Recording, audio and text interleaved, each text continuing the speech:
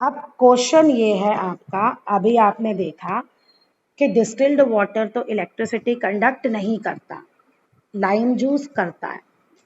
अगर आप hydrochloric acid dissolve कर दोगे तो वो भी इलेक्ट्रिसिटी कंडक्ट करता है। क्या कारण है?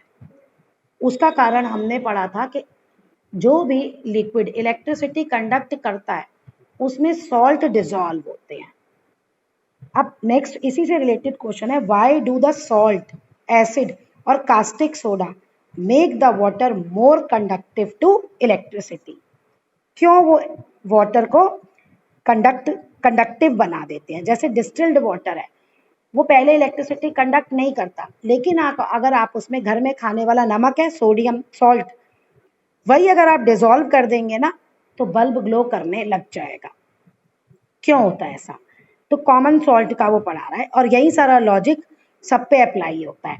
कॉमन सॉल्ट NaCl में positively charge sodium and negatively charge chlorine ions होते हैं। Water not only breaks sodium chloride into sodium and chlorine ions but also separate these ions. तो जब आप वाटर में सोडियम क्लोराइड को डिसॉल्व करते हैं तो वाटर जो है उनको सोडियम और क्लोराइन आयंस में अलग अलग सेपरेट कर देता है।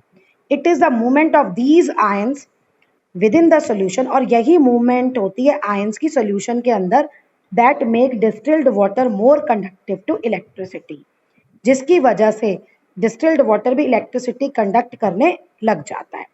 तो we thus realize that flow of electricity in liquid is due to the movement of ions in them.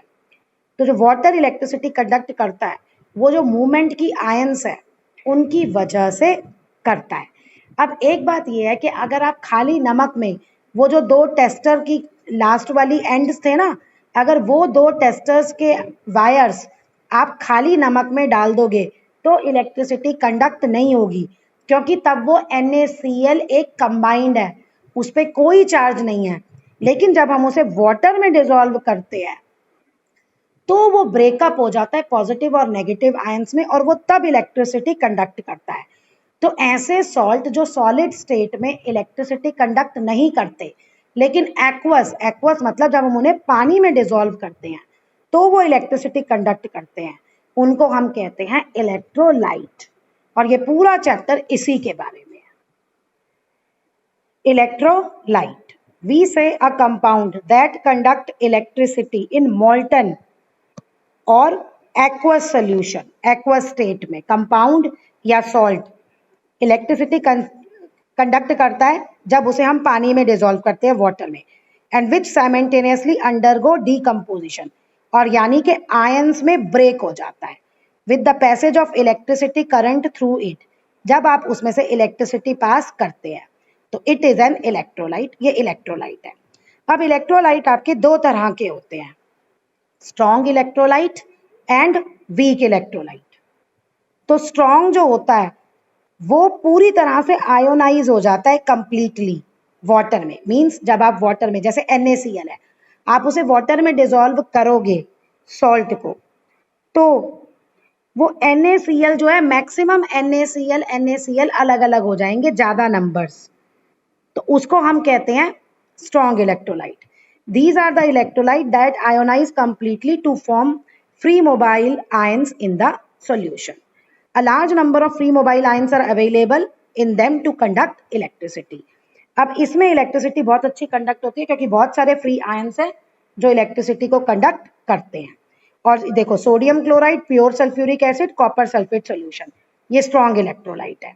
Week जो पार्शियली होते हैं, ज्यादा नहीं होते, these are the electrolyte that ionize only partially to form free mobile ions, मतलब वो पूरा नहीं ब्रेकअप होगा। जैसे आपका ऑक्सैलिक एसिड है, कार्बोनिक एसिड है, तो इनमें जो हमारे पॉजिटिव और नेगेटिव आयंस आएंगे वो थोड़ा सा ही ब्रेकअप होता है और बहुत सारे आपके यही रहेंगे, कार्बोनिक एसिड की ही फॉर्मूला रहेगा, वो ब्रेकअप नहीं होगा। तो ऐसे को हम कहते हैं वीक इलेक्ट्रोलाइट। और वीक इलेक्ट्रोलाइट में हमारे एसिटिक एसिड, अमोनियम क्लोराइड और टैप वाटर है। ये आपको पूरी टेबल है जो आपको लर्न करनी है, ठीक है जी। तो non electrolyte does not provide ions in the solution. Non electrolyte solution में कोई आयंस प्रोड्यूस नहीं करता, इसलिए current does not flow current ऐसे सॉल्यूशंस में से पास नहीं होता। और आपके जो नॉन इलेक्ट्रोलाइट है वो distilled water, alcohol, carbon disulphide और कार्बन टेट्राक्लोराइड है। लेकिन आप अगर इनमें कोई ऐसा मटेरियल कर दें जो इनमें जब हम कुछ और दूसरा सब्सटेंस डिसॉल्व कर देना जो ब्रेकअप हो सकता है, तो तब ये इलेक्ट्रिसिटी कंडक्ट करने लगेंगे। These can ionize various other substance when they are put in them. तो ये और दूसरे सब्सटेंस को ब्रेकअप कर सकते हैं जब उनको इनमें डाला जाए, ये कह रहा है। अब conversion of electrical chemical energy into electrical energy, ये शुरुआत है जब सेल बनना शुरू हुआ। आजकल हम पेंसिल सेल यूज करते हैं ना, पहले पेंसिल सेल नहीं होते थे। तो सबसे पहले जो सेल बना, केमिकल एनर्जी से भी हम इलेक्ट्रिसिटी जनरेट कर सकते हैं, तो ये उसका है। We know that we can convert one form of energy into another, but we can neither create or destroy energy. हम एनर्जी को क्रिएट और डिस्ट्रॉय नहीं कर सकते, इसको हम कहते हैं law of conservation of energy. लेकिन हम एनर्जी को एक फॉर्म से दूसरी फॉर्म में चेंज कर सकते हैं। List of such conversion one form of energy into another is almost endless. अब एक फॉर्म से दूसरी फॉर्म में जो कन्वर्ट करना है वो तो लिस्ट एंडलेस है, और 6th क्लास में आपने ये सारा पढ़ा भी है। तो अब जो हम इसमें पढ़ेंगे, we can therefore say that the cells are an example of conversion of chemical energy into electrical energy। तो हम सेल के बारे में पढ़ेंगे जिसमें केमिकल एनर्जी इलेक्ट्रिकल एनर्जी में कन्वर्ट होती है।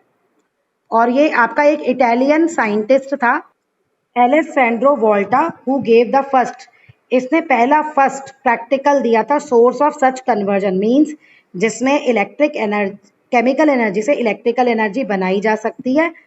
और उसने अपने इस अरेंजमेंट को नाम दिया था वोल्टाइक सेल। और ये रहा सेटअप आपका सेल का।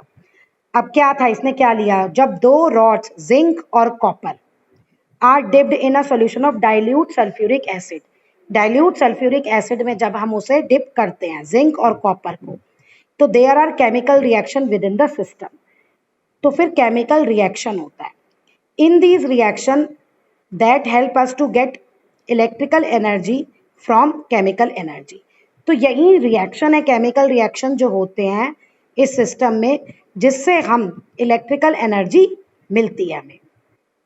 When we connect these 2 rods, अब इन 2 रॉड्स को जब टॉर्च या बल्ब से कनेक्ट किया गया यूजिंग मेटल वायर्स, तो करंट फ्लो हुआ और बल्ब जो है वो ग्लो हुआ, बल्ब लाइट अप हो गया, जल गया।